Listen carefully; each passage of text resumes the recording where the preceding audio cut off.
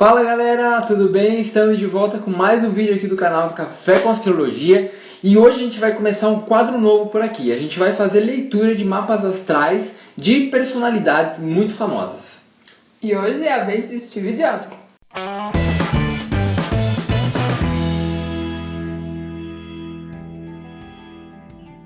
Essas leituras elas vão ser simplificadas. A gente vai escolher alguns pontos que chamaram a atenção no mapa da pessoa que a gente vai escolher e falar sobre eles. Ficaria muito cansativo falar do mapa todo, então a gente vai focar nas partes mais legais. Stephen Paul Jobs, mais conhecido como Steve Jobs, nasceu em São Francisco, na Califórnia, no dia 24 de fevereiro de 1955.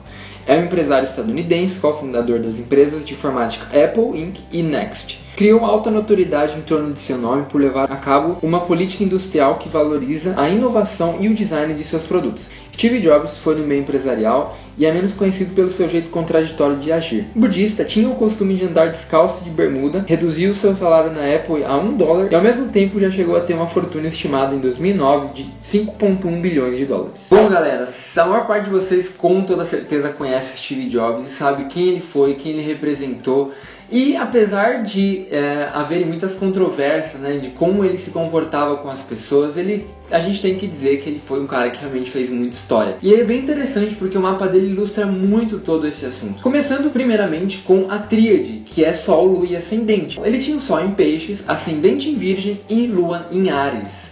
O interessante de tudo isso é que o Sol dele em Peixes dava aquela coisa muito intuitiva para ele, né, de sacar as coisas, até porque o Sol dele está fazendo um trígono direto com Netuno, então ele realmente tinha muita intuição naquilo que ele precisava fazer. E por ter um Sol de casa 6, que é a casa natural de Virgem, aquela casa da rotina, do trabalho, ele colocava toda essa criatividade, toda essa intuição no dia a dia, na rotina, no trabalho mesmo. Ele conseguia trazer os sonhos para a realidade, ele não ficava só no mundo das ideias, ele realmente conseguia transformar aquilo que ele pensou em algo útil, em algo palpável, em algo que realmente desse para realizar. Só que com essa lua em Áries, na casa 7, Libra, ele tinha coragem para colocar toda muito essa inovação, ímpeto, né? Ele realmente ia ser pioneiro em alguma coisa, só que ele iria precisar da ajuda das outras pessoas, ele não ia conseguir realizar sozinho. E note-se isso na vida dele, porque em muitos momentos ele não sabia realizar determinados serviço ou trabalho. Ele tinha as ideias, ele queria ver aquilo com perfeição sendo realizado, mas ele precisava que alguém ajudasse, ele precisava de uma equipe, ele precisou muitas vezes. Então, tá, é um posicionamento que pode explicar isso. A agressividade dele também é bem explicada no mapa, né? Porque além dele ter essa lua em Áries, ele também tem Marte em Áries. Então ele era um cara que realmente ele queria tudo rápido, tudo do jeito dele, porque ele tinha um ascendente em Virgem, né? Muito perfeccionista. E quando ele não conseguia isso, ele se frustrava de tal maneira que ele virava um cara extremamente horrível de se lidar. No, it's just I'm not understanding. Get out. What?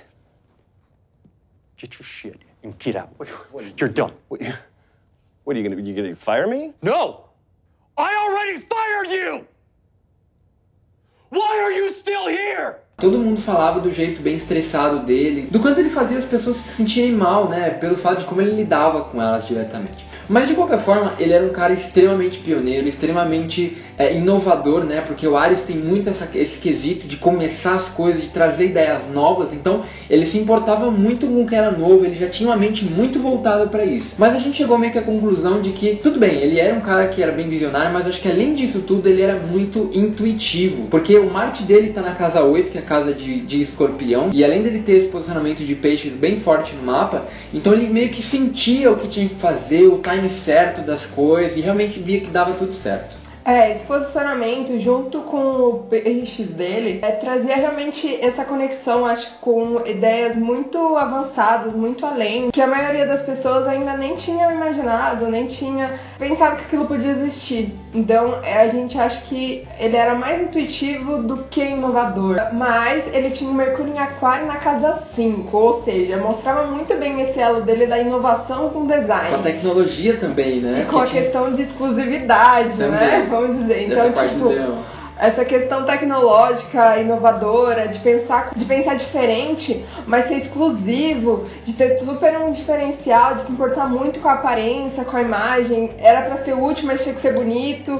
Então, mostra um pouco desse posicionamento. Bom, um outro posicionamento que eu acho que é bem polêmico na vida do Steve Jobs foi a relação bem conturbada com a filha dele, né? A gente foi dar um zoom no mapa do Steve, a gente viu a parte de filhos e a gente caiu bem em Saturno, em Escorpião no mapa dele.